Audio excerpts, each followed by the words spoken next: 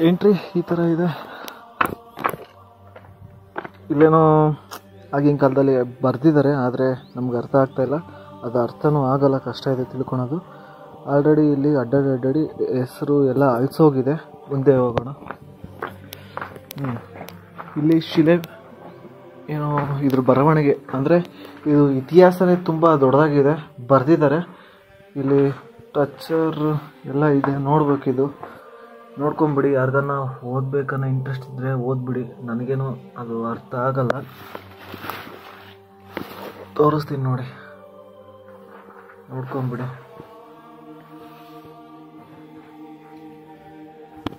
ಇವೆಲ್ಲ ಲಾಂಛನ ಬಂದ್ಬಿಟ್ಟು ಚೋಳವರ ಕಾಲದಲ್ಲಿ ಯೂಸ್ ಮಾಡಿರೋಂತಹ ಲಾಂಛನಗಳು.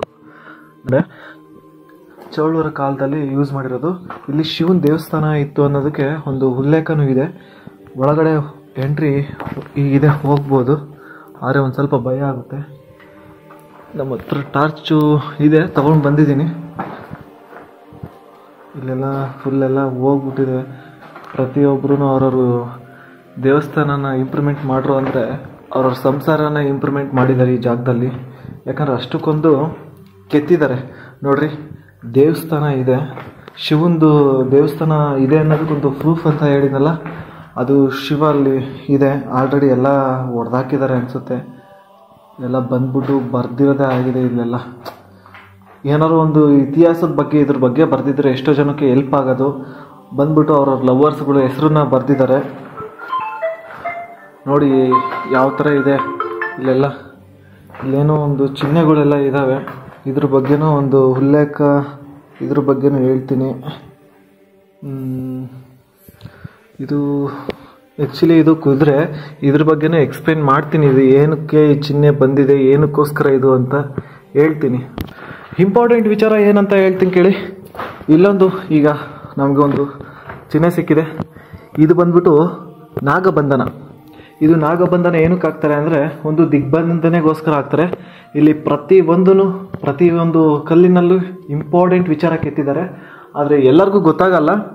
ಆದರೆ ಇದ್ರ ಬಗ್ಗೆ ತುಕಸ್ ಮಾಡಿರೋರಿಗೆ ಗೊತ್ತಾಗುತ್ತೆ. ಅದೊಂದು ನಾಗಬಂಧನ ಒಂದು ಇಂಪಾರ್ಟೆಂಟ್ ಆಗುತ್ತೆ. ನೆಕ್ಸ್ಟ್ ಬಂದ್ಬಿಟ್ಟು ಇಲ್ಲಿ ಒಂದು ರೌಂಡ್ ಮೇಕ್ ಬರುತ್ತೆ. ಇಲ್ಲಿ ಅದಕ್ಕೂ ಓಲ್ ಹೊಡೆದ್ಬಿಟ್ಟಿದ್ದಾರೆ. ಇದು ತುಂಬ ಓಲ್ ಹೊಡಿಬಾರ್ದಾಗಿತ್ತು. ಇದು ಈ ಥರ ಎಲ್ಲ ಹಾರ್ಡ್ ಮಾಡೋಕ್ಕೆ ಹೋಗ್ಬೇಡ್ರಿ. ಯಾಕಂದರೆ ಇದು ಸಿಂಬಲ್ಗಳು ಅಷ್ಟೇ. ಇದರಿಂದ ಏನೇನು ಉಪಯೋಗಗಳು ಇದಾವೆ ಅಂದರೆ ರೂಟ್ ಈ ಥರ ಹೋದರೆ ಈ ಥರ ಇಂಥ ಜಾಗಕ್ಕೆ ಹೋಗ್ತೀವಿ ಅನ್ನೋದಕ್ಕೆ ಒಂದು ರೂಟ್ ಮ್ಯಾಪ್ ಥರ ಯೂಸ್ ಮಾಡಿರೋದು. ಶಿಲ್ಪಿಗಳು ಕಲೆಗಳನ್ನು ಕೆತ್ತಿದ್ದಾರೆ ಅನ್ನೋದಕ್ಕೆ ಪ್ರೂಫ್ ಇಲ್ಲಿದೆ ನೋಡಿ. ಏನೋ ಶಿವ ಅನಿಸುತ್ತೆ, ಡಮರುಗ ಅನಿಸುತ್ತೆ. ಆ ಕಡೆ ಈ ಕಡೆ ಎರಡು ಕೈ. ಇದೇನಂತ ಗೊತ್ತಾಗ್ತಾ ಇಲ್ಲ. ಒಟ್ಟು ಇದು ಒಂಥರ ಚೆನ್ನಾಗಿದೆ. ಆಗಿನ ಕಾಲದಲ್ಲಿ ಶಿಲ್ಪಿಗಳು ಎಷ್ಟು ಚೆನ್ನಾಗಿ ಕೆತ್ತನೆ ಮಾಡಿದ್ದಾರೆ ಅನ್ನೋದಕ್ಕೆ ಒಂದು ಪ್ರೂಫ್ ಇಲ್ಲಿದೆ ನೋಡಿ. ಚೋಳವರ ಕಾಲದಲ್ಲಿ ಇದನ್ನು ಸ್ಥಾಪನೆ ಮಾಡಿರೋದು. ಇನ್ನೂ ತುಂಬ ಡೀಪಾಗಿ ಹೋಗ್ಬಿಟ್ರೆ ಇನ್ನೂ ಭಾಳ ಇದೆ ಹೇಳೋದು ಇದ್ರ ಬಗ್ಗೆ. ಆದರೆ ಇದು ವಿಗ್ರಹ ಇದೆ, ಆ ಕಡೆ ಗಣೇಶನದು ವಿಗ್ರಹ ಇದೆ, ಮತ್ತು ನಾಗರ ಕಲ್ಲೂ ಇದೆ. ಆಮೇಲೆ ಈ ಕಡೆ ಸೈಡಲ್ಲಿ ಒಂದು ಕಲ್ಲು ಹೊಡೆದಾಕಿದ್ದಾರೆ, ಏನೋ ಎತ್ತಿಟ್ಟಿದ್ದಾರೆ. ಅದು ನಮಗೆ ಬೇಡ. ಇಷ್ಟು ಇದೆ, ಚೆನ್ನಾಗಿದೆ. ಆದರೆ ಒಂದು ಸ್ವಲ್ಪ ಇಂಪ್ರೂವ್ಮೆಂಟ್ ಮಾಡಬೇಕಾಯಿತು, ಅದನ್ನು ಮಾಡಿಲ್ಲ. ತಡಿಗೂ ಹೇಳ್ತಾ ಇದ್ದೀನಿ. ಓಕೆ.